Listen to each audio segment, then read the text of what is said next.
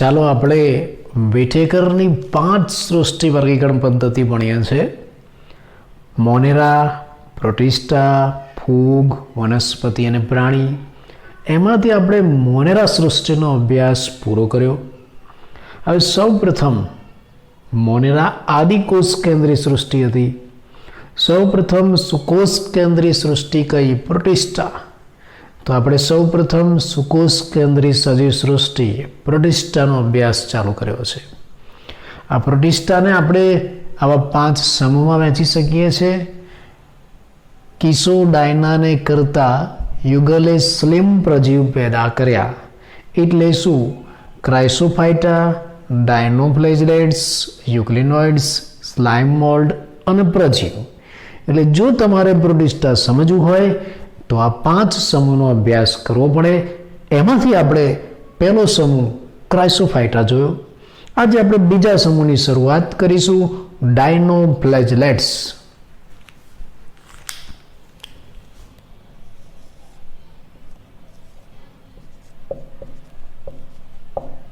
ડાયનોફ્લેજેલેટ્સ English શબ્દ છે. ડાય એટલે 2 અને ફ્લેજલમ એટલે કસા. એટલે 2 કસા ધરાવતા સજીવો, દ્વિકસાધારી એવું આને કહેવાય. આ બંને શબ્દો ઉપરથી આપણે એને દ્વિકસાધારી કહીશું. એનો મતલબ કે આ જે ડાયનોફ્લેજેલેટ્સ સમૂહના જે સજીવો છે એ બધાની અંદર 2 કસા આવેલી હોય. કેવી હોય? આપણે એની શરૂઆતથી રચના વગેરે જોઈએ. ડાયનોફ્લેજેલેટ્સ ઉદાહરણ કે ભાઈ પહેલાં ડાયનોફ્લેજેલેટ્સમાં કયા સજીવો આવશે? ઉદાહરણ તમને પરીક્ષામાં MCQમાં પણ પૂછાય. નોક્ટિલ્યુકા, પાયરોસિસ્ટિસ અને સેરાટિયમ. નોક્ટિલ્યુકા, પાયરોસિસ્ટિસ અને સેરાટિયમ. આ ડાયનોફ્લેજેલેટ્સના ઉદાહરણ છે જે તમને MCQ વગેરેમાં પૂછાય કે ભાઈ નીચે આપેલ પૈકી કયા સજીવો ડાયનોફ્લેજેલેટ્સના છે? કોઈ પણ એક લખેલું હોય. નોક્ટિલ્યુકા, પાયરોસિસ્ટિસ અને સેરાટિયમ આ એના ઉદાહરણ થયા. હવે આપણે એનો વસવાટ જોઈશું કે આ બધા દ્વિકસાધારી પ્રાણીઓ ક્યાં જોવા મળે, ક્યાં વસે છે? મોટે ભાગે દરિયામાં વસે છે.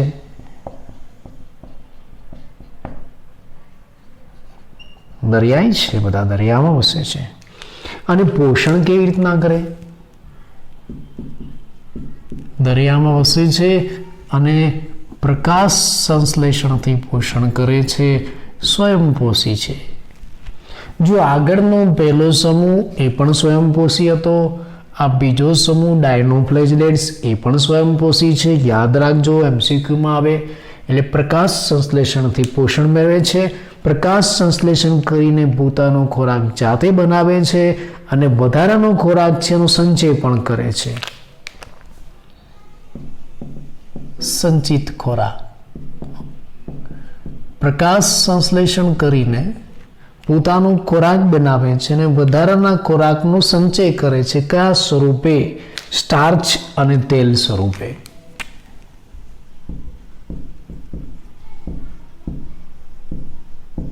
અને તેલ સ્વરૂપે.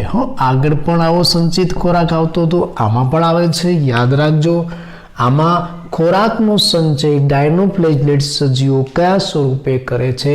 સ્ટાર્ચ સ્વરૂપે અને તેલ સ્વરૂપે. અને ખોરાક કેવી રીતના બનાવે છે? પ્રકાશ સંશ્લેષણની ક્રિયાથી પોતાનો ખોરાક જાતે બનાવે છે. સ્વયંપોષી આને કહેવાય છે. હવે એની કોષ દિવાલ કેવી? જો આમાં સૌથી બહારની જે કોષ દિવાલ છે સેલ્યુલોઝની જ બનેલી છે.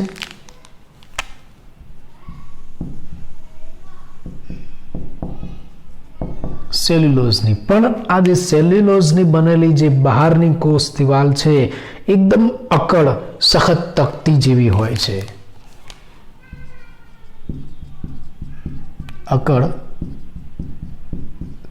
તકતી જેવી છે. અકડ એટલે સખત, એકદમ સખત તકતી જેવી કોષ દિવાલ ધરાવે છે. બીજી એક ખાસિયત, આ કોષ દિવાલમાં ખાંચ સર્જાય અને એ ખાંચમાંથી બે કસા બહાર નીકળે.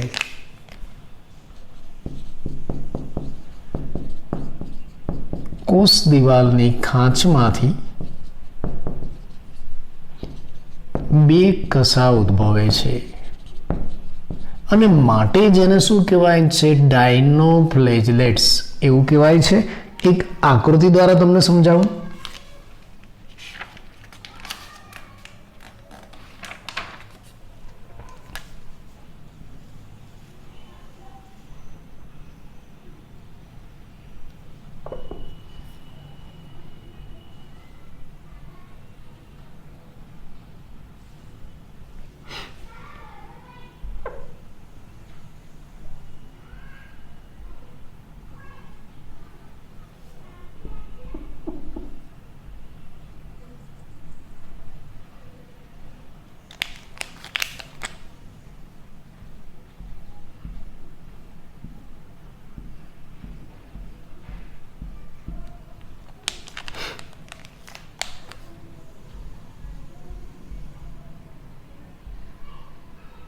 આ એક ડાયનોફ્લેજલેટ સજીવ છે. હું જે આકૃતિ દોરું છું એ પ્રચલિત છે. એનું ઉદાહરણ પણ આપણે આગળ આપીશું, એટલે જરા આકૃતિ યાદ રાખજો.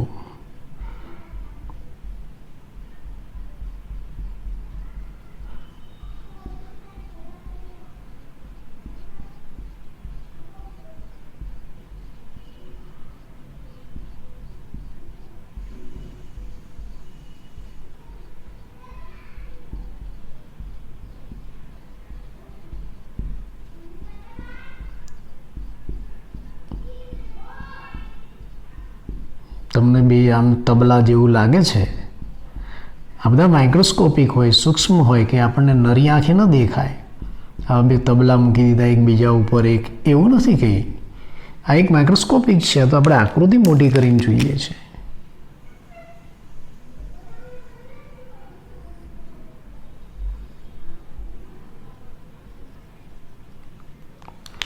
આ ગોનાઇલેક્સ કહેવાય છે.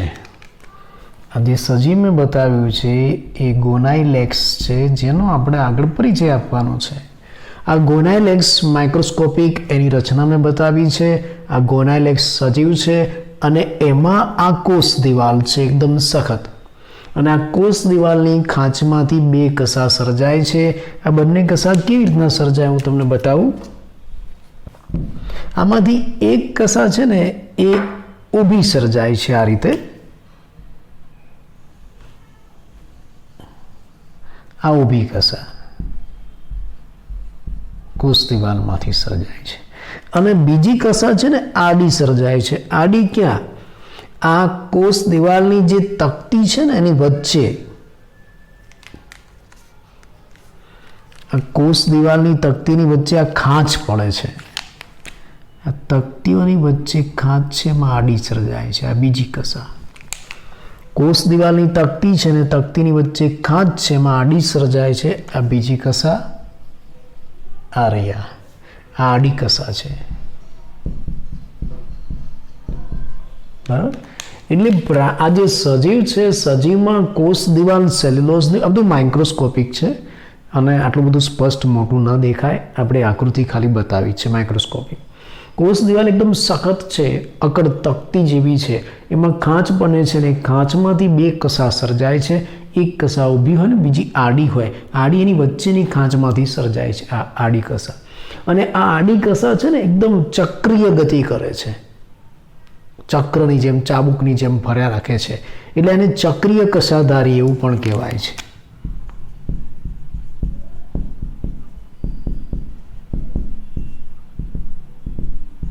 ચક્રીય કસાધારી, કેમ કે આડી કસા છે ચક્રીય ગતિ કરે છે, એટલે એને ચક્રીય કસાધારી એવું પણ આપણે કહી શકીએ છીએ.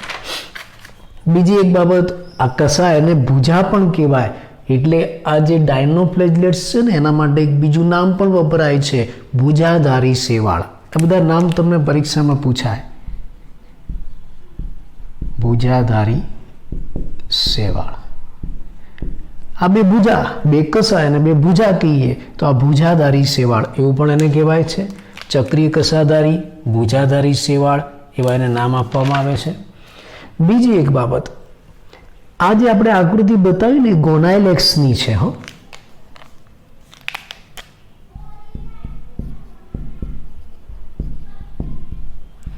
અને આ જે ગોનાઇલેક્સ દ્વિકસાધારી ડાયનોફ્લેજેલેટ્સ છે એ દરિયામાં વસે છે અને એનું ઘણી વખત ખૂબ જ ઝડપથી ગુણન થાય છે અને ઝડપથી ગુણન પામીને આખા દરિયામાં પથરાઈ જાય છે. આ ગોનાઇલેક્સ લાલ કલરની છે એટલે આખો દરિયો લાલ થઈ જાય છે, એને રેડ ટાઇડ કહેવાય છે. એટલે ગોનાઇલેક્સ ગુણન પામીને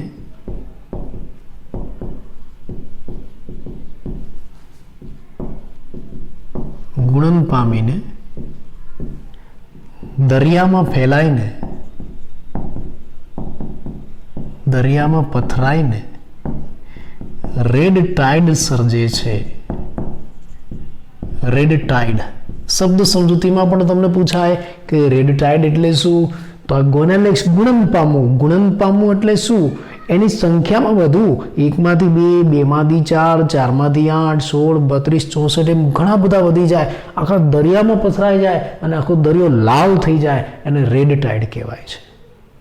એટલે શબ્દ સમજૂતીમાં તમને પૂછાય કે રેડ ટાઇડ એટલે શું અને રેડ ટાઇડ માટે જવાબદાર સજીવ કયું છે? આ ગોનાઇલેક્સ. હા, રેડ ટાઇડથી નુકસાન પણ થાય હો. આવા સૂક્ષ્મ જીવો આખા દરિયામાં પથરાઈ જાય ને એ વિષારી દ્રવ્યો પેદા કરે છે. વિષારી દ્રવ્ય, ઝેરી દ્રવ્ય પેદા કરે છે, જેના કારણે દરિયામાં રહેલ માછલી અને અન્ય સજીવો મૃત્યુ પામે છે.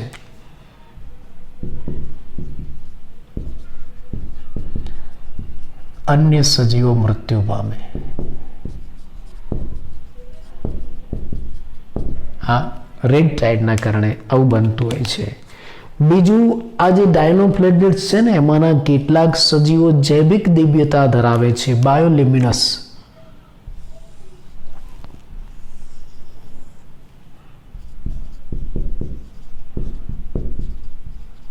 જૈવિક દિવ્યતા, બાયોલ્યુમિનસ. જૈવિક દિવ્યતા એટલે શું? તમે આજ્ઞાનું નામ સાંભળ્યું હશે, હે ને? રાત્રે આજ્ઞા એકદમ ચમકે, કારણ શું છે? જૈવિક દિવ્યતા. એ સજીવ શરીરમાં એવી જૈવિક પ્રક્રિયા થાય છે કે જેના કારણે એના શરીરમાંથી પ્રકાશ પેદા થાય છે. આવી જે પ્રક્રિયા છે ને જૈવિક દિવ્યતા કહેવાય છે. આવી જૈવિક દિવ્યતા ધરાવતા સજીવો પણ આ ડાયનોફ્લેજેલેટ્સમાં છે અને એનું એક સારું ઉદાહરણ છે નોક્ટિલ્યુકા.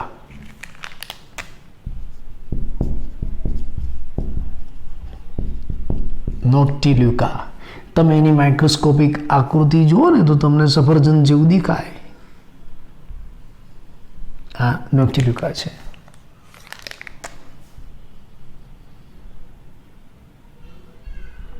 આવી કસા એની અંદર હોય છે. આ નોક્ટિલ્યુકા માઇક્રોસ્કોપમાં આવું દેખાય કે મોટું સફરજન નથી આપણે ખાઈએ એવું, પણ માઇક્રોસ્કોપમાં સફરજન જેવું દેખાય નોક્ટિલ્યુકા. એની અંદર જૈવિક દિવ્યતા છે. આ નોક્ટિલ્યુકા ચમકે છે દરિયામાં, એટલે તો એને ઘણી વખત દરિયાઈ ભૂત પણ કહેવાય છે. અથવા તો ઘણા એને અગ્નિ શેવાળ આવું પણ કહે છે. આવા નામ એટલે આપું છું કે ઘણી બધી પરીક્ષામાં આવા નામ પૂછાતા હોય છે. દરિયાઈ ભૂત અથવા તો અગ્નિ શેવાળ, નોક્ટિલ્યુકા એવું એને કહેવાય છે. આ ડાયનોફ્લેજેલેટ્સ દ્વિકસાધારીનો આપણે ટૂંકો પરિચય આપ્યો, એકદમ નાનો છે. ફરી એકવાર, ડાયનોફ્લેજેલેટ્સ, ડાય એટલે બે, ફ્લેજલમ એટલે કસા, એટલે આ સજીવ સમૂહ છે એમાં બે કસા આવેલી હોય છે, માટે એને ગુજરાતીમાં દ્વિકસાધારી કહેવાય. કયા સજીવ અંદર આવશે? નોક્ટિલ્યુકા, પાયરોસિસ્ટિસ, સેરાથિયમ જેવા સજીવ આવશે. મોટે ભાગે બધા દરિયામાં વસે છે, પ્રકાશ સંશ્લેષણ કરીને ખોરાક બનાવે છે અને વધારાનો જે ખોરાક છે એનો સ્ટાર્ચ અને તેલ સ્વરૂપે સંચય કરે. કોષ દિવાલ સેલ્યુલોઝની જ છે, પણ એકદમ અકર સખત તકતી જેવી હોય છે. કોષ દિવાલમાંથી ખાંચ પડે છે અને ખાંચમાંથી બે કસા ઉદ્ભવે છે. એક કસા ઊભી હોય છે અને બીજી વચ્ચેથી પસાર થતી આડી કસા હોય છે. આ આડી કસા ચક્રીય ગતિ કરે એટલે એને ચક્રીય કસાધારી કહેવાય, અથવા તો બીજા શબ્દમાં ભુજાધારી શેવાળ કહેવાય. એમાંથી આજે આપણે આકૃતિ બતાવી ગોનાઇલેક્સની. આ ગોનાઇલેક્સ એકદમ ઝડપથી ગુણન પામે છે અને આખા દરિયામાં પથરાઈ જાય છે, આખા દરિયાને લાલ કરી નાખે છે, જેને રેડ ટાઇડ કહેવાય છે. લાલ ભરતી ઓટ ગુજરાતીમાં કેવું હોય તો. આ રેડ ટાઇડના કારણે દરિયામાં વિષારી દ્રવ્ય પેદા થાય છે, જે માછલી અને અન્ય સજીવોને મારી નાખે છે. કેટલાક ડાયનોફ્લેજલેટ્સ એવા છે કે જેમાં જૈવિક દિવ્યતા છે, ચમકે છે એની જાતે. અને ઉદાહરણ છે નોક્ટિલ્યુકા, જે દરિયામાં ચમકે છે, દરિયાઈ ભૂત અથવા તો અગ્નિ શેવાળ કહેવાય. આપણે બીજો સમૂહ જોયો ડાયનોફ્લેજલેટ્સ. હવે આપણે ત્રીજા સમૂહની વાત કરીએ, જેને કહેવાશે યુગ્નિલોઇડ્સ. બરાબર, યુગ્લિનોઇડ્સ. જોઈએ કેવું છે.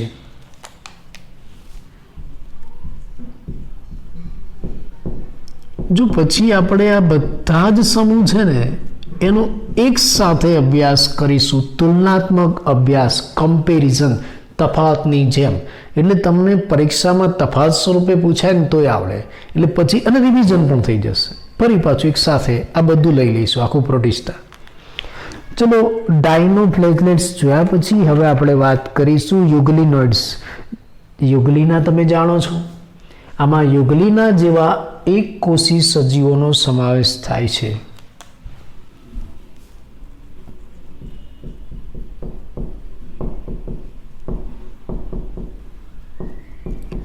એક કોષી કસાધારી, આ પણ કસા ધરાવે છે, સજીવનો સમાવેશ થાય છે. બરાબર, યુગ્લિના જેવા એક કોષી કસાધારી સજીવનો સમાવેશ યુગ્લિનોઇડ્સમાં થાય છે, એવું તમે કહી શકો છો. ચલો, હવે આમાં શું છે આપણે વિચારીએ. પહેલાં તો એ ક્યાં જોવા મળે છે એનો વસવાટ. દરેકમાં આપણે વસવાટ લઈએ છીએ અને એ પણ યાદ રાખજો કોનો વસવાટ ક્યાં છે. ક્રાઇસોફાઇટા દરિયામાં હતા, આ ડાયનોફ્લેજલેટ્સ એ પણ દરિયામાં હતા. આ ક્યાં જોવા મળે છે? યુગ્લિનોઇડ્સ એ મીઠા જળમાં જોવા મળે છે. અને કેવા મીઠા જળમાં? બંધિયાર, વહેતું હોય એવું નહીં. વહેતું હોય એવું નહીં, બંધિયાર. તળાવ બંધિયાર કહેવાય, એમાં જોવા મળે. કૂવા બંધિયાર કહેવાય, એમાં જોવા મળે. બંધિયાર પાણીમાં, મીઠા જળમાં અને બંધિયાર પાણીમાં એનો વસવાટ, એનું નિવાસ સ્થાન.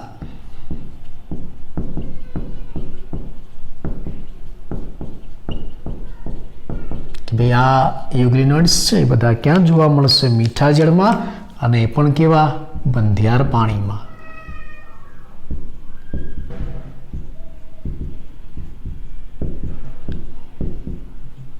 વહેતું ના હોય ને એવું પાણી એટલે બંધિયાર પાણી.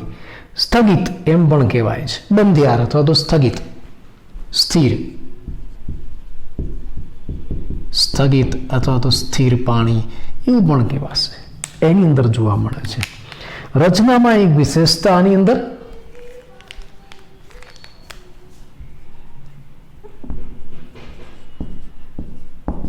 એની રચનામાં વિશેષતા છે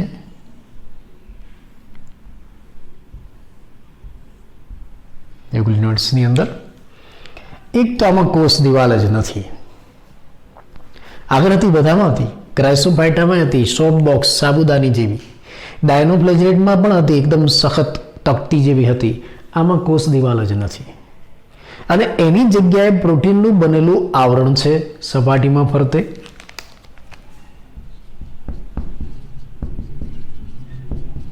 કોષ દિવાલનો અભાવ, કોષ દિવાલ નથી. હા, પણ એની જગ્યાએ આ જે સપાટી છે એમાં ફરતે પ્રોટીન અને સેલ્યુલોઝનું બનેલું આવરણ છે. પ્રોટીન વધારે છે, એટલે પ્રોટીનયુક્ત આવરણ એવું આપણે કહીશું. અને આ જે પ્રોટીનયુક્ત આવરણ છે ને એ સ્થિતિસ્થાપક છે, એ સંકોચનશીલ છે. એટલે આ જે યુગ્લિના છે એનું કોઈ પણ જગ્યાએથી સંકોચન થઈ શકે છે અથવા તો વળી શકે છે. સ્થિતિસ્થાપક. અને પ્રોટીનયુક્ત સ્થિતિસ્થાપક આવરણ છે એને છાદી કહેવાય છે. ગુજરાતી શબ્દ છે છાદી, એટલે એને છાદી કહેવાય છે. ઇંગ્લિશમાં એને પેલિકલ કહેવાય છે. પેલિકલ એટલે આ વિશેષતા બધાથી અલગ પડતી બાબત કે ભાઈ યુગ્લિનોઇડ્સ છે એમાં કોષ દિવાલ નથી, કોષ દિવાલની જગ્યાએ પ્રોટીનનું બનેલું ફરતે આવરણ આવેલું છે અને પ્રોટીનના આવરણને પેલિકલ અથવા તો છાદી કહેવાય છે. અને આ છાદી કેવી છે? સ્થિતિસ્થાપક છે, સંકોચન શિથિલન થઈ શકે છે. આ સિવાય એમાં પણ કસા આવેલી છે, 2 કસા છે, આમાં 2 કસા હતી, આમાં 2 કસા છે, પણ એક ફરક, એક કસા લાંબી છે ને એક કસા ટૂંકી છે.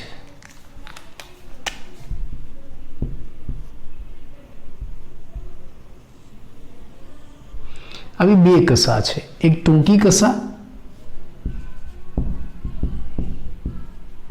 અને બીજી લાંબી કસા. એમાંથી એક જ સક્રિય હોય. આ લાંબી અને ટૂંકી કસા છે ને એમાંથી એક જ કસા સક્રિય હોય છે. અને સૌથી અગત્યની બાબત એના પોષણની. કેવું પોષણ કરશે? તો એના માટે એની રચના હું થોડી તમને બતાવું. ચલો, આ યુગ્લિના છે, તમે એને માઇક્રોસ્કોપમાં જુઓ છો એટલે અહીંયા તમને કોષ કેન્દ્ર દેખાશે આવું. ઉપરાંત તમે માઇક્રોસ્કોપમાં જ્યારે અભ્યાસ કરશો આ યુગ્લિનાનો ત્યારે એની અંદર તમને હરિતકણ દેખાશે. અને એ પણ કેવા? ઉચ્ચ કક્ષાની વનસ્પતિ જેવા ક્લોરોફિલ દેખાશે. હા, પણ ગોળાકાર નથી, લાંબા લાંબા છે.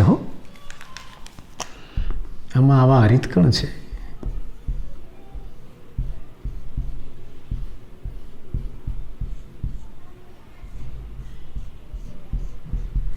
આવા હરિતકણ ધરાવે છે. હવે સ્વાભાવિક છે કે જો આ સજીવમાં હરિતકણ હોય તો એ પોષણ કેવી રીતના કરતો હશે? ખોરાક કેવી રીતના બનાવતો હશે? કહી શકો? પ્રકાશ સંશ્લેષણથી. એટલે હરિતકણ ધરાવે છે માટે પ્રકાશ સંશ્લેષણ પણ કરે છે.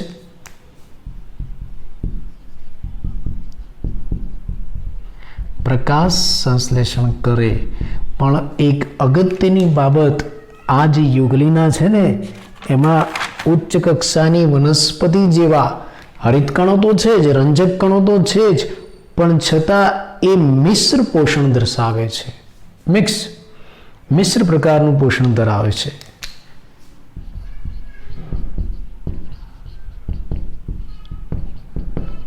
એના માટે બીજો એક શબ્દ પણ વપરાય છે કે ભાઈ યુગ્લિનામાં પોષણ કેવું છે? ફેકલ્ટેટિવ હેટરોટોપિક. ફેકલ્ટેટિવ હેટરોટ્રોપિક. ફેકલ્ટેટિવ હેટરોટોપિક એનું ગુજરાતી થાય વૈકલ્પિક વિષમપોષી.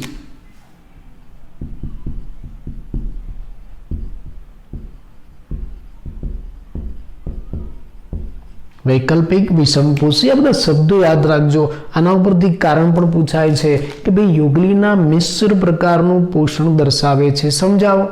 અથવા તો યુગ્લિના છે ફેકલ્ટેટિવ હેટરોટ્રોપિક છે અથવા તો વૈકલ્પિક વિષમપોષી છે, સમજાવો. આવું કારણ તમને પૂછાય તો પહેલું આપણે કહ્યું કે યુગ્લિનાની અંદર આવા ઉચ્ચ કક્ષાની વનસ્પતિમાં હોય એવા રંજક કણ આવેલા છે, ક્લોરોફિલ આવેલું છે, હરિતકણ આવેલું છે, જે પ્રકાશ સંશ્લેષણ કરીને ખોરાક બનાવે છે. જ્યાં સુધી યુગ્લિનાને પ્રકાશ મળશે ત્યાં સુધી એ પ્રકાશ સંશ્લેષણ કરશે. પણ જ્યારે એને પ્રકાશ નથી મળતો ત્યારે આ યુગ્લિના છે એના કરતાં નાના નાના સૂક્ષ્મ સજીવો છે એનું ભક્ષણ કરી જાય છે ખોરાક તરીકે. એટલે જ્યાં સુધી એને પ્રકાશ મળે છે ત્યાં સુધી એ સ્વયંપોષી છે. પણ પ્રકાશ નથી મળતો અમુક સંજોગો પૂરતો, વૈકલ્પિક, જ્યારે અંધારું થઈ જાય છે ત્યારે વિષમપોષી તરીકે વર્તે છે. નાના નાના જે સૂક્ષ્મ જીવો છે એનું ભક્ષણ કરી જાય છે, એનો ખોરાક તરીકે ઉપયોગ કરે છે. એટલે મિશ્ર પ્રકારનું પોષણ કહેવાય. આમાં સ્વયંપોષી અને વિષમપોષી બંને પ્રકારનું પોષણ થયું એટલે આ મિશ્ર પ્રકારનું પોષણ કરે છે એવું આપણે કહી શકીએ. કારણ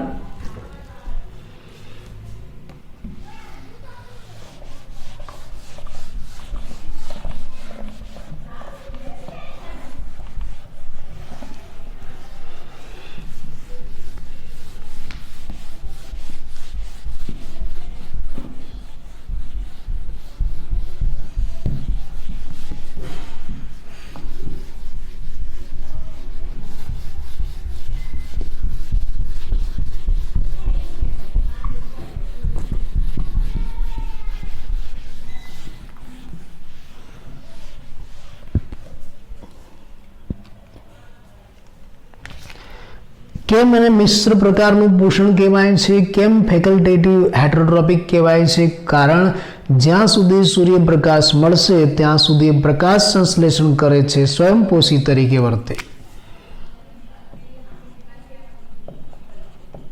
સૂર્યપ્રકાશની હાજરીમાં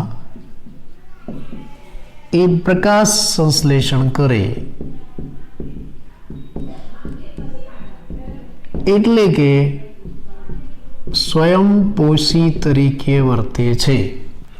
પણ જ્યારે એને સૂર્યપ્રકાશ નથી મળતો, સૂર્યપ્રકાશની ગેરહાજરીમાં એ અન્ય નાના સજીવો છે એનું ભક્ષણ કરે છે.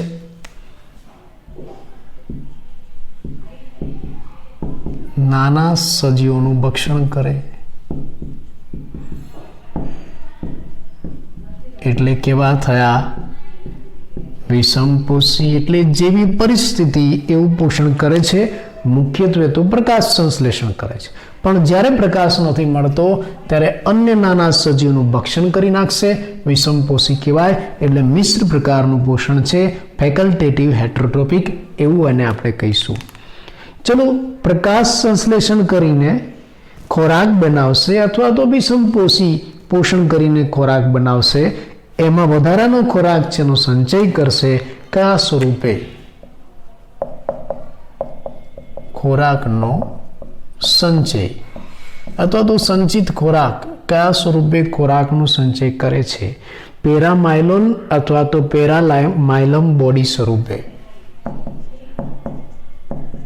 પેરામાયલોન અથવા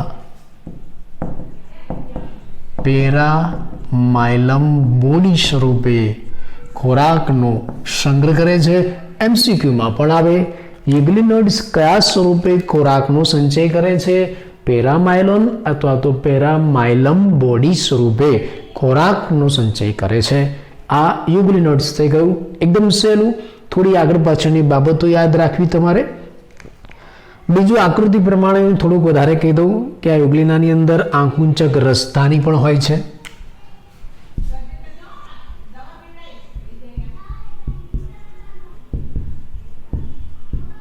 આંકુંચક રસધાની. યુગ્લિનોઇડ્સ તમને પૂછાય એટલે યુગ્લિનાને યાદ કરી લેવાનું. બસ એની જ બધી માહિતી છે ને, પણ એકદમ ટૂંકી. જો બહુ વધારે ડિટેલમાં નથી, બધું નાનું નાનું શોર્ટમાં છે.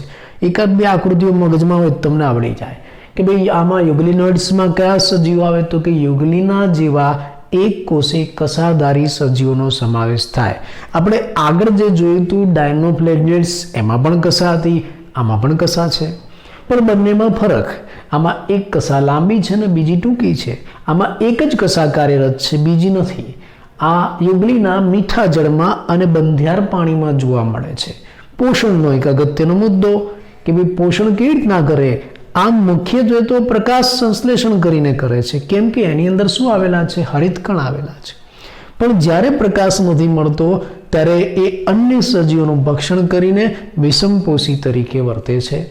એટલે એને વૈકલ્પિક વિષમપોષી કહેવાય.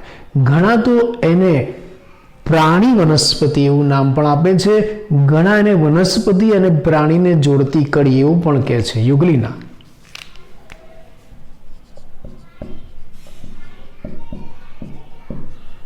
વનસ્પતિ અને પ્રાણીને જોડતી કડી આવું પણ કહેવાય છે. ઘણા એવું કહે છે કે ભાઈ વનસ્પતિ અને પ્રાણીને જોડતી કડી કઈ? યુગ્લિના એવું આપણે કહી શકીએ છીએ. બરાબર. તો આગળનો સમૂહ આપણે જોયો યુગ્લિના. કેટલા સમૂહ આપણે પૂરા કર્યા? ક્રાયસોફાઇટા, ડાયનોફ્લેજેલેટ્સ, યુગ્લિનોઇડ્સ. 3 સમૂહ આપણે પૂરા કર્યા. ચોથો સમૂહ આપણે જોઈશું સ્લાઇમ મોલ્ડ.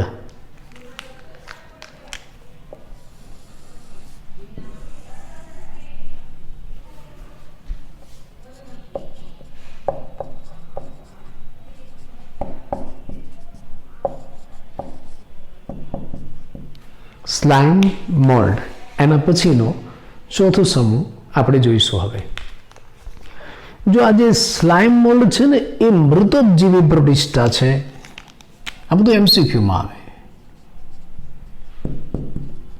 મૃતોપજીવી પ્રોટિસ્ટા. જો તમે યાદ કરો, ક્રાઇસોફાઇટા કેવું હતું? સ્વયંપોષી. ડાયનોફ્લેજેલેટ્સ પણ સ્વયંપોષી. યુગ્લિનોઇડ્સ મિશ્રણવાળું. અને આ પોષણની દ્રષ્ટિએ કેવું છે? મૃતોપજીવી છે. પોષણની દ્રષ્ટિએ મૃતોપજીવી. મૃતોપજીવી એટલે મૃત પદાર્થો પર, મૃત સડેલા દ્રવ્યો છે, પર્ણો છે, ડાળીઓ છે, શાખાઓ છે, વગેરેમાંથી પોષણ મેળવે એને મૃતોપજીવી કહેવાય. એટલે મૃતોપજીવી પ્રોટિસ્ટા કયા? આવો પ્રશ્ન તમને પૂછાય. જવાબ શું આવે? સ્લાઇમ મોલ્ડ. આ સ્લાઇમ મોલ્ડને બીજું પણ એક નામ આપવામાં આવે છે, મિક્સોમાઇસિટસ.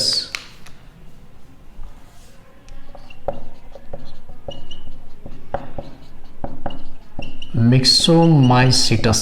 મારી સીટ એવું નહીં, માઇસિટસ, મારી સીટ એવું નહીં. ફૂગ માટે વપરાતો આ શબ્દ છે મિક્સોમાઇસિટસ. બીજા શબ્દમાં આને કૂટ ફૂગ કહેવાય છે. કોટી ફૂગ, ફૂગ જેવો ભાસ પેદા કરે છે, કૂટ ફૂગ એવું પણ એને કહેવાશે. એને સ્લેશમી મોલ્ડ પણ કહેવાય છે. સ્લેશી મોલ્ડ, સ્લેશી મોલ્ડ એવું પણ કહેવાય છે, કારણ કે શ્લેષી દ્રવ્યો ઉત્પન્ન કરે છે. આ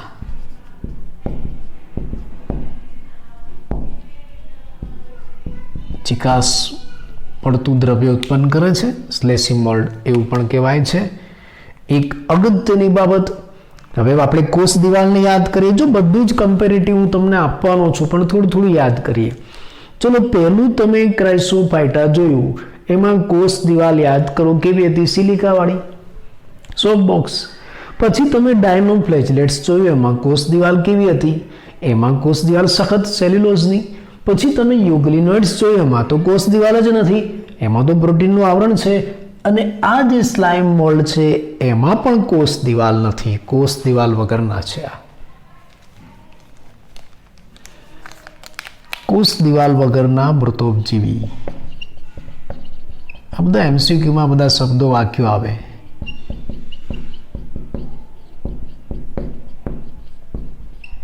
કોષ દિવાલ વગરના મૃતોપજીવી એટલે સ્લાઇમ મોલ્ડ એવું આપણે કહી શકીએ છીએ. આ કોષ દિવાલ વગરના હતા, પણ આ મૃતોપજીવી નહોતા, તો મિશ્ર પોષણ હતું. સ્વયંપોષી વિષમપોષી બંને હતા. આ કોષ દિવાલ વગરના અને પાછા કેવા છે? મૃતોપજીવી. એમસીક્યુમાં પૂછાય સ્લાઇમ મોલ્ડ. કોષ દિવાલ વગરના મૃતોપજીવી કયા? સ્લાઇમ મોલ્ડ એવું તમે કહી શકો છો. હા, ભલે આ સ્લાઇમ મોલ્ડની અંદર કોષ દિવાલ નથી, પણ એ સ્લાઇમ મોલ્ડ જે બીજાણુ પેદા કરે છે ને, એ બીજાણુમાં સાજી કોષ દિવાલ છે. તેમાંથી સર્જાતા બીજાણુમાં સાચી કોષ દિવાલ છે. પ્રશ્ન સ્વરૂપે પણ પૂછાય કે ભાઈ આ સજીવ પોતાની અંદર સાચી કોષ દિવાલ નથી, પણ એના અંદરથી સર્જાતા બીજાણુમાં સાચી કોષ દિવાલ જોવા મળે છે. આ એની વિશેષતા છે. ચલો, હવે આ પોષણ કેવી રીતના કરશે? આપણે હમણાં જ કહ્યું કે કેવું પોષણ છે? મૃતોપજીવી. એટલે શું કરે કે ભાઈ મૃત સડેલી ડાળીઓ છે વનસ્પતિની અથવા તો પર્ણો છે, એની સાથે સાથે ફેલાય છે અને એમાં રહેલા સડેલા કાર્બનિક દ્રવ્યોને ગળી જાય છે. વનસ્પતિની મૃત સડેલી ડાળીઓ અને પર્ણો સાથે ફેલાય છે અને એમાં રહેલા મૃત કાર્બનિક દ્રવ્યોને ગળી જાય છે. એમાં રહેલા સડેલા કાર્બનિક દ્રવ્યોને ગળી જાય છે. વિઘટક પણ કહેવાય. વિઘટન કરે છે, કચરો સાફ કરે છે. વનસ્પતિની ડાળીઓ નીચે પડી ગયો, પર્ણો નીચે પડી ગયા, કોવાઈ ગયેલા હોય, સડી ગયેલા હોય, તો ત્યાં આ સ્લાઇમ મોલ્ડ થશે અને એમાં રહેલા જે કાર્બનિક દ્રવ્યો છે સડેલા, એનું શોષણ કરી જશે અને ગળી જશે. આ એનું પોષણ છે, આપણે કહી શકીએ. પ્રજનનમાં આમાં એક ખાસિયત, વિશેષતા.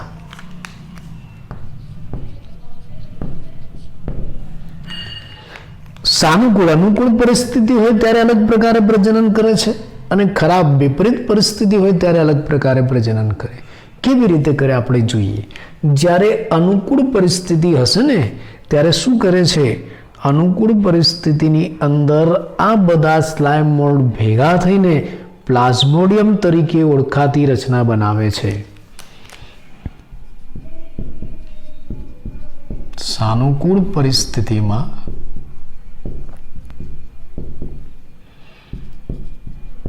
સ્લાઇમ મોલ્ડ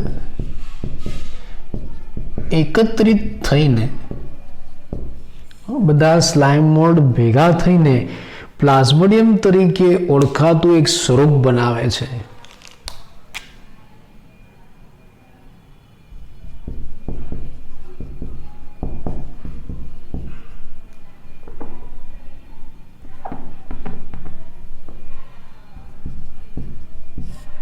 પ્લાઝ્મોડિયમ તરીકે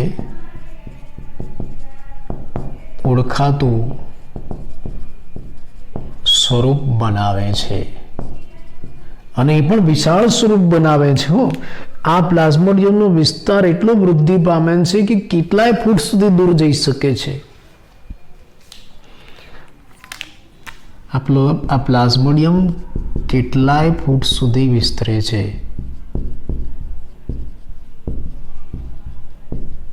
આકૃતિમાં બતાવું કે ભાઈ આ સ્લાઇમ મોલ્ડ, આ બીજા, આ ત્રીજા, આ સ્લાઇમ મોલ્ડ છે. જ્યારે સાનુકૂળ એટલે કે અનુકૂળ પરિસ્થિતિ હોય એટલે આ બધા સ્લાઇમ મોલ્ડ એકબીજા સાથે જોડાય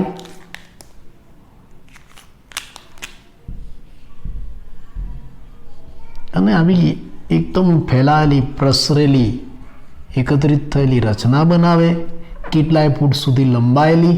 આને આપણે પ્લાઝ્મોડિયમ કહીશું. જ્યારે અનુકૂળ પરિસ્થિતિ હશે ને ત્યારે આ બધા સ્લાઇમ મોલ્ડ એકત્રિત થાય, એકબીજા સાથે જોડાય અને એકબીજા સાથે જોડાઈને આવી લાંબી તંતુઓ, તાંતણા જેવી રચના બનાવે એને પ્લાઝ્મોડિયમ કહેવાય છે. અનુકૂળ પરિસ્થિતિ હશે ત્યારે. પણ જ્યારે પ્રતિકૂળ પરિસ્થિતિ આવે ત્યારે આ પ્લાઝ્મોડિયમનું વિભેદન થાય. પ્રતિકૂળ પરિસ્થિતિ આવે ને એટલે આ જે પ્લાઝ્મોડિયમ છે એનું વિભેદન થાય અને એમાંથી વિભેદન થાય એટલે વિશિષ્ટ રૂપાંતર થાય અને એમાંથી ફળકાઈ નામની રચના બને, આવી અલગ પડતી ફળકાય. આવું ક્યારે બને? પ્રતિકૂળ પરિસ્થિતિમાં, ખરાબ પરિસ્થિતિમાં. આપણે એના પ્રજનનની વાત કરીએ છીએ. સ્લાઇમ મોલ્ડ પ્રજનન કેવી રીતના કરે, એનો વિસ્તાર કેવી રીતના વધારે, તો જ્યારે અનુકૂળ પરિસ્થિતિ હશે તો બધા સ્લાઇમ મોલ્ડ ભેગા થશે, એકત્રિત થશે અને લાંબી, કેટલાય ફૂટ લાંબી આવી ફેલાયેલી રચના બનાવશે, પ્લાઝ્મોડિયમ કહેવાય. પણ જ્યારે ખરાબ પરિસ્થિતિ એટલે આના ટુકડા થોડા છૂટા પડી જાય અને એના ઉપરથી આવી ફળકાઈ નામની રચના બને. આ ફળકાઈની અંદર બીજાણુ સર્જાય. આની અંદર બીજાણુઓ હોય, દેખાય નહીં, તોડીને જોવા પડે, પણ હું તમને બતાવું છું કે આની અંદર બીજાણુઓ છે. બીજાણુ હોય અને પછી જ્યારે આ બીજાણુ પરિપક્વ બને એટલે આ ફળકાઈ તૂટે, ફાટે.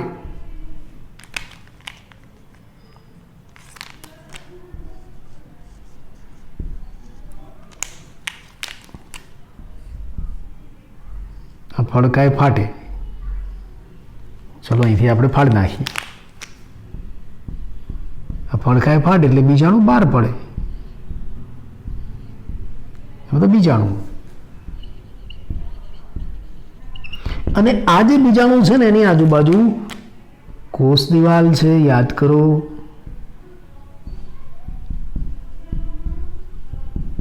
કોષ દિવાલ છે. આપણે કહ્યું કે આ સ્લાઇમ મોલ્ડમાં કોષ દિવાલ નથી, કોષ દિવાલ વગરના, પણ એના જે બીજાણુ સર્જાય છે ને એની આજુબાજુ કોષ દિવાલ છે. એટલે આ બીજાણુ લાંબા સમય સુધી ટકી શકે છે. અને આ બીજાણુનો ફેલાવો પવન દ્વારા થાય. પવન દ્વારા ક્યાંય દૂર ઉડીને જાય અને ક્યાંય દૂર ઉડીને એમને પડ્યા રહે. જ્યારે અનુકૂળ વાતાવરણ પરિસ્થિતિ પ્રાપ્ત થાય એટલે આ બીજાણુનું અંકુરણ થાય.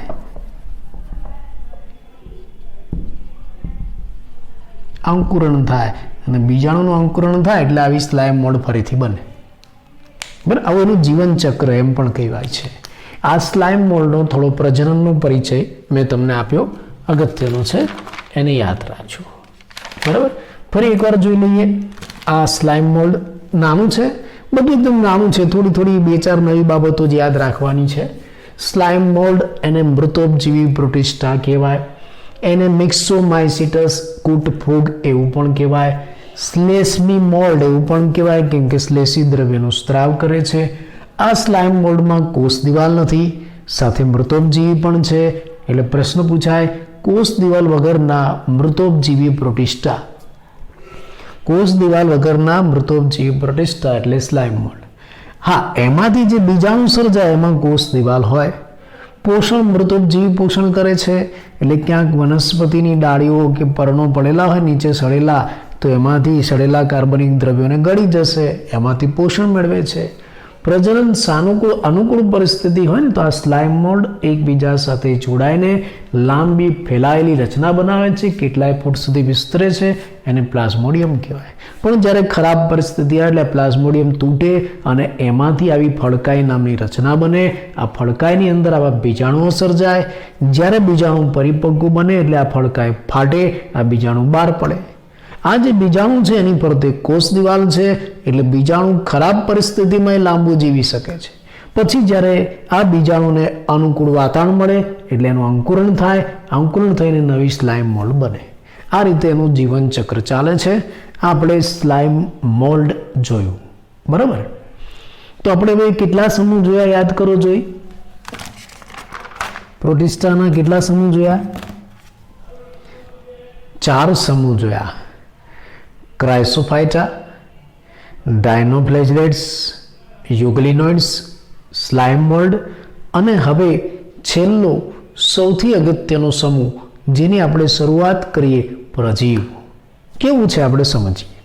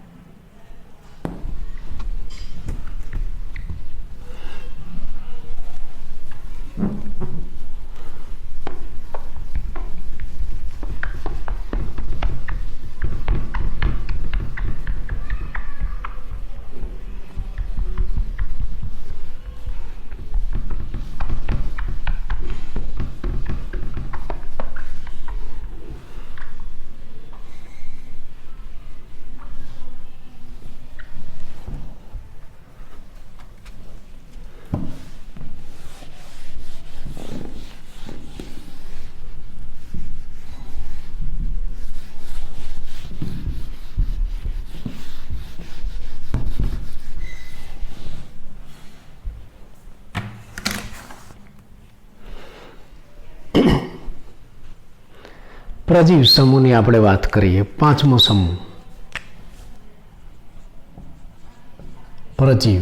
તમને આ ટોકનોન સ્વરૂપે પણ પૂછાય, પ્રજીવ વિશે ટોકનોન લખો, આવો મોટો પ્રશ્ન સ્વરૂપે તમને પૂછાય. સૌથી પહેલા પ્રજીવ એમાં બધા જ વિષમપોષી સજીવોનો સમાવેશ થાય છે. બધા જ પ્રજીવો વિષમપોષી છે.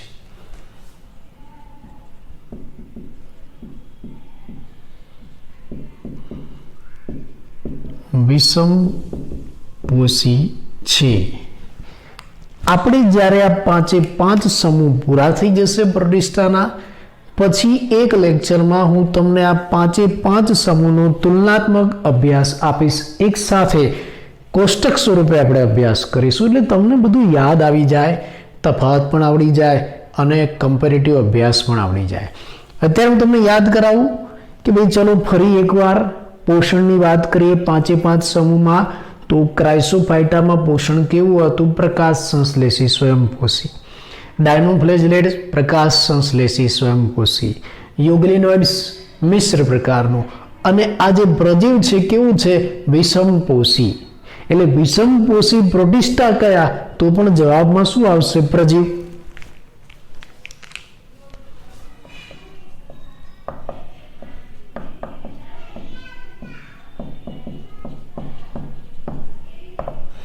વિષમપોષી પ્રોટિસ્ટા, કેમ કે આમાં બધા જ સજીવો કેવા છે? વિષમપોષી છે. ભક્ષક કે પરોપજીવી તરીકે જીવન પસાર કરે છે.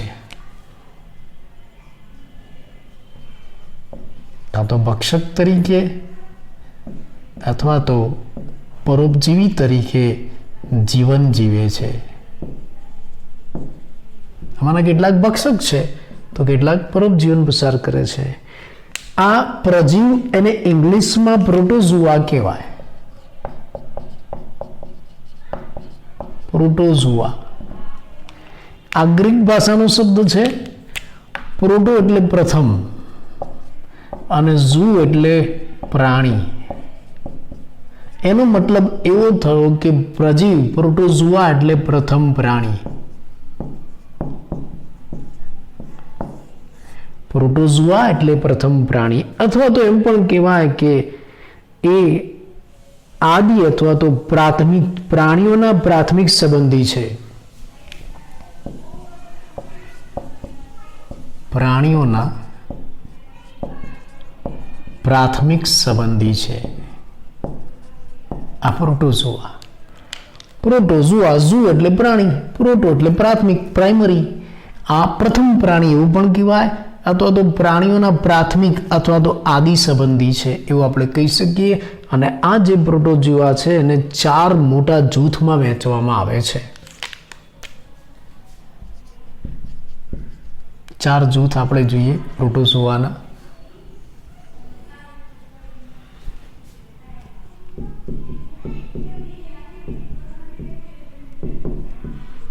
એને 4 મોટા જૂથમાં વહેંચવામાં આવે છે. નામ પણ યાદ રાખજો. પ્રોટોઝુઆના વર્ગીકરણ સમજાવો એવો પ્રશ્ન પૂછાય. પ્રોટોઝુઆના જૂથ વિશેની માહિતી આપો એવો પ્રશ્ન પૂછાય. આપણે જોઈએ આમાંથી નાના નાના MCQ પણ પૂછાય. પેલું અમીબોઇડ,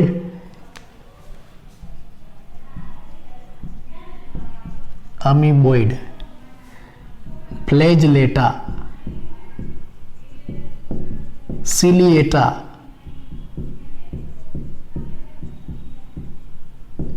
ઇંગ્લિશ શબ્દ આપું છું. અમીબોઇડ, ફ્લેજલેટા, સિલિએટા, સ્પોરોઝુઆ ચોથું.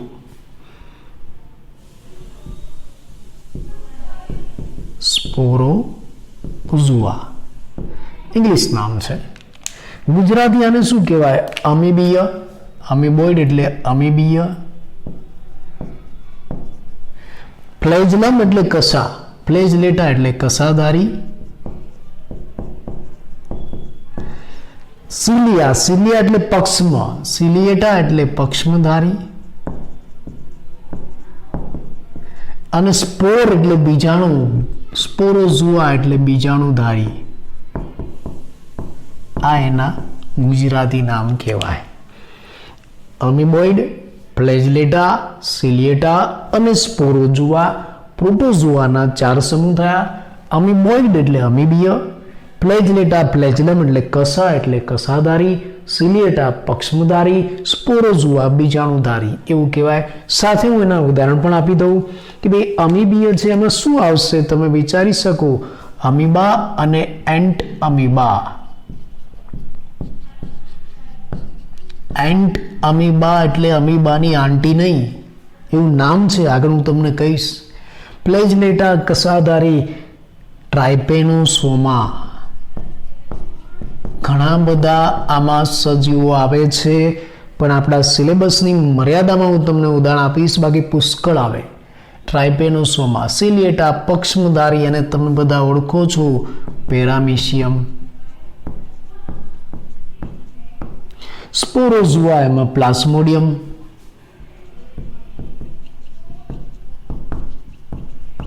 આના ઉદાહરણ થયા.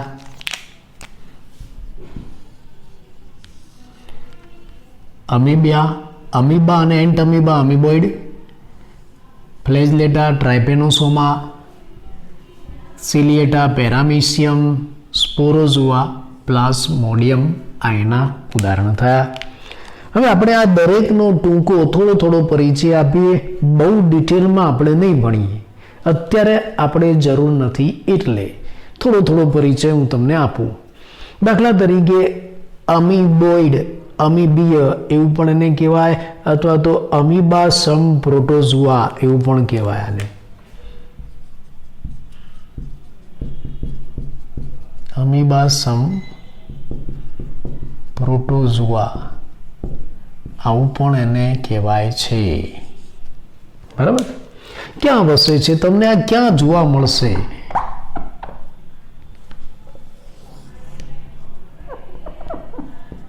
આ ક્યાં જોવા મળશે તમને એનો વસવાટ? કે ભાઈ અમીબીય, અમીબોઇડ જે સજીવો છે તમને ક્યાં જોવા મળશે? આ સજીવો મીઠા પાણીમાં, ખારા પાણીમાં અને ભીની જમીનમાં પણ જોવા મળશે. મીઠા પાણી, ખારા પાણી અને ભીની જમીનમાં પણ જોવા મળે છે. અને કેટલાક પરોપજીવી પણ છે.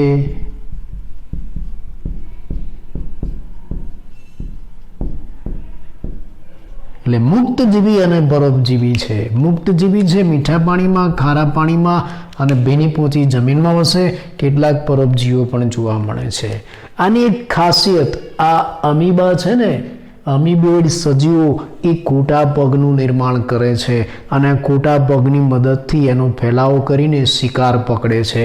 દાખલા તરીકે તમે જાણો છો આ અમીબા છે. અમીબામાં ખોટા પગો બને. ખોટા પગ એટલે પ્લાસ્ટિકના પગ નહીં. ખોટા પગ કેવી રીતના બનાવે? જો અમીબા છે, આ એનું કોષ કેન્દ્ર છે, આજુબાજુ આ કોષરસ છે. અમીબા શું કરે? એક જગ્યાએ કોષરસનો જમાવો કરે, એ ભાગ ઉપસી આવે અને ખોટા પગ કહેવાય. દાખલા તરીકે આમાં આ જગ્યાએ કોષરસ જમા કર્યો તો આ જગ્યાએ ખોટો પગ બન્યો, પછી આ બીજો ખોટો પગ, આ રીતે આ ખોટા પગ. એટલે અમીબા છે, આ જે બધા અમીબોઇડ છે એ પોષણ કેવી રીતના કરે છે, ખોરાક કેવી રીતના લે છે, આની વિશેષતા આ બધા ખોટા પગ ધરાવે છે. ખોટા પગધારી આવી રીતના કોષરસનો જથ્થો ભેગો કરીને એ ભાગ ઉપસી આવે પગની જેમ, એને ખોટા પગ કહેવાય. પછી જ્યાં શિકાર હોય ને ત્યાં જાય. માન લો કે અહીંયા શિકાર છે તો એની આજુબાજુ આવા ખોટા પગ ફેલાવે, પછી ખોટા પગનો પ્રસાર વધારે. આ રીતે આગળ બતાવું.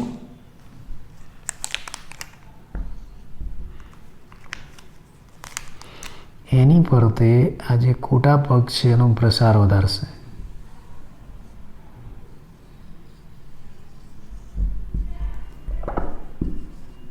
બરાબર, આ રીતે આ ખોટા પગનો પ્રસાર વધારે, પછી ખોટા પગ જોડી દેશે આ રીતે. તો આ ખોરાક છે અંદર આવી જશે. આ ખોરાક, આ શિકાર, આ ખોરાક અંદર આવી જશે. એટલે અમીબા જેવા આ જે અમીબોઇડ, એમાં અમીબા જેવા સજીવોનો સમાવેશ થાય છે. એની ખાસિયત, એની વિશેષતા, આ સજીવો ખોટા પગ દ્વારા ખોરાક ગ્રહણ કરે છે. આ રીતે ખોટા પગ બનાવશે કોષરસની મદદથી. એ ખોટા પગ છે ખોરાકની આજુબાજુ લઈ જશે, પછી એનો ફેલાવો વધારશે અને ખોરાકને અંદર લઈ લેશે. આ ખોટા પગ દ્વારા ખોરાક ગ્રહણ કરે છે. આની વિશેષતા.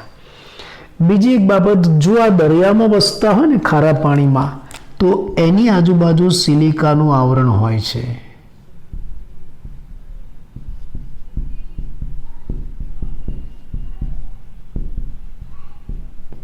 જો આ અમીબોઇડ સજીવો દરિયામાં વસતા હોય તો એની આજુબાજુ સિલિકાનું આવરણ હોય છે. આમાંના કેટલાક પરોપજીવી પણ છે. પરોપજીવીની આપણે વાત કરીએ, અને પરોપજીવી છે એન્ટ અમીબા હિસ્ટોલિકા.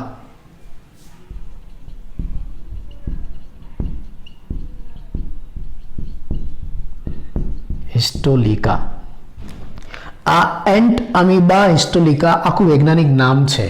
આ એન્ટ અમીબા હિસ્ટોલિકા એ પરોપજીવી છે અને આપણી અંદર મનુષ્યના આંતરડામાં પરોપજીવન પસાર કરે છે.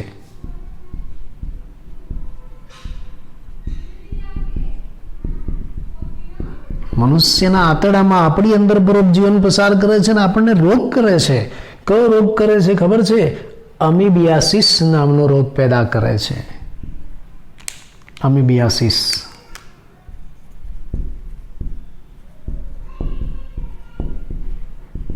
અમીબિયાસિસ નામનો રોગ પેદા કરે, જેને અમીબિક ડિસેન્ટ્રી પણ કહેવાય છે.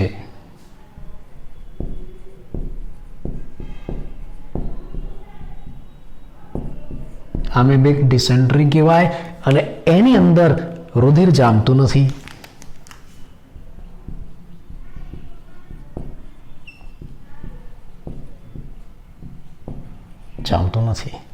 તો આ પ્રોટોઝોઆ એની આપણે શરૂઆત કરી. પ્રોટોઝોઆ પ્રજીવ, એમાં બધા જ વિષમપોષી સજીવો આવે છે, એટલે એને વિષમપોષી પ્રોટિસ્ટા કહેવાય. અને એ કાં તો ભક્ષક તરીકે જોવા મળે અથવા તો પરોપજીવી તરીકે. પ્રોટોઝોઆ શબ્દનો જો આપણે અર્થ લઈએ તો પ્રોટો એટલે પ્રથમ, પ્રાઇમરી, ઝૂ એટલે પ્રાણી, પ્રથમ પ્રાણી એવું પણ કહેવાય, અથવા તો પ્રાણીઓના પ્રાથમિક સંબંધી એવું પણ કહેવાય છે. આ જે પ્રોટોઝોઆ છે એને આપણે 4 મોટા સમૂહમાં વહેંચીશું: અમીબોઇડ, ફ્લેજેલેટા, સિલિએટા, સ્પોરોઝોઆ. અમીબોઇડ એટલે અમીબીય, ફ્લેજેલેટા એટલે કસાધારી, સિલિએટા પક્ષમધારી, સ્પોરોઝોઆ બીજાણુધારી. ઉદાહરણ તરીકે અમીબા અને એન્ટમીબા. ફ્લેજેલેટામાં ટ્રાઇપેનોસોમા, આમાં પેરામિશિયમ, આમાં પ્લાઝ્મોડિયમ. હવે આ અમીબીય છે એનો થોડો પરિચય આપણે આપ્યો કે આ જે અમીબોઇડ સજીવ છે ક્યાં જોવા મળે? મીઠા પાણીમાં, ખારા પાણીમાં, ભીની જમીનમાં અને કેટલાક તો પરોપજીવી પણ છે. એમાં જે ખારા પાણીમાં છે એની આસપાસ આવું સિલિકાનું આવરણ પણ હોય. ખાસિયત શું? આ જે બધા અમીબોઇડ છે ખોટા પગ બનાવે. આ ખોટા પગ દ્વારા પ્રચલન પણ કરે અને ખોટા પગ દ્વારા એ શિકાર પણ પકડે છે. 2 કામ કરે છે. કેટલાક પરોપજીવી, દાખલા તરીકે એન્ટ અમીબા હિસ્ટોલિકા, એ આપણા આંતરડામાં, મનુષ્યના આંતરડામાં વસે છે ને આપણને રોગ પેદા કરે છે. કયો? અમીબિયાસિસ, અમીબિક ડિસેન્ટ્રી. એમાં રુધિર જામતું નથી. બાકીના સમૂહ આપણે આવતા લેક્ચરમાં જોઈશું.